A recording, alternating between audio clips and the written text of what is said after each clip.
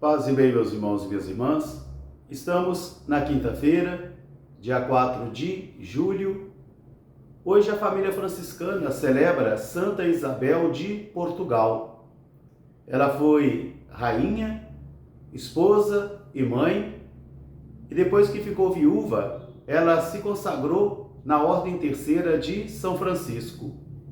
Ela viveu de 1271 a 1336. O evangelho de hoje é retirado do livro de Mateus, capítulo 9, versículos de 1 a 8. Naquele tempo, Jesus entrou em uma barca e passou para o outro lado da margem e foi à sua cidade. Levaram a ele um paralítico deitado em uma cama. Vendo a fé deles, Jesus ficou muito encantado e admirado e disse ao paralítico: "Coragem, filho, teus pecados estão perdoados." Estavam ali alguns mestres da lei e eles começaram a pensar em seus corações: esse homem é um impostor, é um blasfemo. Só Deus pode perdoar pecados. Jesus, conhecendo então os seus corações, lhes disse: "Por que tendes esses pensamentos maus em vossos corações? O que é mais fácil dizer a este homem: seus pecados estão perdoados, ou levanta-te e anda? Para que conheçais que o Filho do Homem tem poder sobre perdoar pecados e também curar." Jesus olhou para o paralítico e disse: "Eu te ordeno, toma a tua cama e vai para casa." Imediatamente o paralítico se levantou, tomou a sua cama e foi para casa. As pessoas ficaram apavoradas e com medo e glorificavam a Deus, dizendo: "Nunca tínhamos visto tal poder dado aos homens." Palavra da salvação. Meus irmãos e minhas irmãs, novamente estamos diante da palavra. Sempre diante da palavra. A palavra pão. A palavra que alimenta a minha vida e a palavra também que alimenta a sua vida. A palavra que me orienta, me exorta e me corrige. Porque estas são as três finalidades da palavra de Deus. Hoje nós temos na primeira leitura um conflito entre a profecia oficial, profissional e a profecia popular. A profecia popular manifestada na vida do profeta Amós, que é acusado pelo profeta profissional que vive da profecia, ganha dinheiro da profecia, está a serviço da monarquia, da coroa, e que vai dizer a ele: "Saia daqui, profeta de mau agouro. Saia daqui porque você está profetizando em Jerusalém, que é a cidade do rei. Vai buscar seu pão em outros lugares." E Amós diz para ele: "Mas eu não sou profeta. Eu sou um criador de sicômoros e pastor, mas Deus me chamou e mandou profetizar, dizendo que você está falando coisas que Ele não mandou dizer, e que você pagará por isso." Aqui nós temos então o conflito entre a profecia profissional, a profecia daquele que vive e ganha seu pão servindo aos governantes, e aqui também nós temos a profecia marginal, aquela que vem do meio do povo, que nasce do meio do povo. Por isso Amós vai dizer: "Eu não sou profeta." Quer dizer, eu não sou profeta de acordo com essa categoria que você é. Eu não sou esse profeta, mas Deus me enviou. Eu estava trabalhando, não estava à toa, eu estava trabalhando, mas Deus me mandou profetizar. E também no evangelho de hoje nós encontramos isso. Os conflitos que o anúncio do evangelho de Jesus de Nazaré vai suscitando. Porque diante da palavra de Jesus ninguém fica indiferente, ninguém fica intocável. Ou acolhemos e aceitamos a palavra de Jesus, ou os nossos corações também vai renegá-lo? Vai dizer que ele é um impostor, que ele é um blasfemo?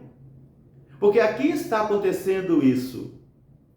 Quantas e quantas vezes nós ouvimos: mas como que um comedor de arroz e feijão pode perdoar pecados? Quem pode perdoar pecado é somente Jesus, é somente Deus. É a mesma coisa.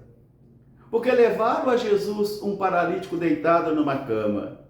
Jesus ficou muito admirado e encantado com a fé daqueles homens que levam esse paralítico, são amigos que levam esse paralítico até a presença de Jesus. Por isso é muito importante a presença do amigo que nos leve até Jesus, que nos leve até Deus com a sua fé. E Jesus vai olhar para o paralítico e vai dizer: coragem, filho, teus pecados estão perdoados. É mais fácil dizer isso. Teus pecados estão perdoados. Isso seria uma afirmação corriqueira. Teus pecados estão perdoados, que Deus te dê a saúde, que Deus te dê o perdão, que Deus te dê a paz. Como é fácil e cômodo dizer isso? Mas os mestres da lei, arraigados nas suas tradições, arraigados também no seu rigorismo, eles começam a pensar em seus corações. Eles nem falam, nem têm coragem de expressar, mas eles pensam em seus corações. E quantas vezes nós pensamos coisas erradas em nossos corações? Nos revoltamos em nossos corações, murmuramos em nossos corações, e eles estão murmurando nos corações, mas Jesus conhece os corações. Nós não podemos nos esconder de Jesus, nós não podemos nos ocultar dele. Jesus conhece a nossa vida melhor do que nós, conhece os nossos corações melhor do que nós. Por isso ele vai dizer: por que vocês têm esse pensamento mau no coração de vocês? Por que existe essa maldade, esse ranço, esse azedume no coração de vocês? O que é mais fácil dizer a este homem: seus pecados estão perdoados, ou dizer: levanta-te e anda? Mas para que vocês conheçam que o Filho do Homem tem poder de perdoar pecado, mas que também tem o poder de curar, eu ordeno a você: toma a sua cama e vai para casa. Imediatamente o paralítico tomou a sua cama e voltou para casa, e aí as pessoas ficaram então amedrontadas. Aí as pessoas ficaram fascinadas também e começaram a perguntar: nunca vimos tal poder dado aos homens. Meus irmãos e minhas irmãs, a palavra de Jesus sempre foi e sempre será um sinal de contradição. A palavra de Jesus sempre foi e sempre será este sinal de contradição, onde vai fazer com que eu e você, às vezes, caminhemos na contramão das ideologias, caminhemos na contramão da história, e todas as vezes que isso acontece, a igreja será perseguida, os cristãos serão perseguidos, e às vezes difamados até mesmo dentro da própria igreja, às vezes dentre até os seus próprios irmãos. Porque quando a luz do Evangelho chega, a clareza do Evangelho chega na mentira, na falsidade, na exploração, na instrumentalização da fé, isso assusta todo mundo e nem todos querem isso. A palavra bondosa e salvadora de Jesus encontra obstáculo. A palavra de Deus sempre encontrou obstáculo e sempre vai encontrar, por exemplo, quando você diz que não vai perdoar, quando você diz que não tem sangue de barata, que não vai viver uma cultura de paz, quando você diz que não precisa mais mudar porque você já nasceu assim, vai morrer assim. Isso é obstáculo ao Evangelho, porque isso é fechar as possibilidades. As culturas, as ideologias podem ter tantos brilhos e brilhar tão forte que serão capazes de ofuscar o brilho do Evangelho. Serão capazes de fazer isso. Assim, então, nós nos oporemos a Jesus. Numa sociedade desonesta, corrupta, falsa, mentirosa, a verdade de Deus sempre vai incomodar. Por isso, os corações muitas vezes estarão murmurando secretamente, como muitas vezes vão estar acontecendo cismas ou divisões religiosas e silenciosas nos corações de cada um de nós, porque nós não concordamos com Deus.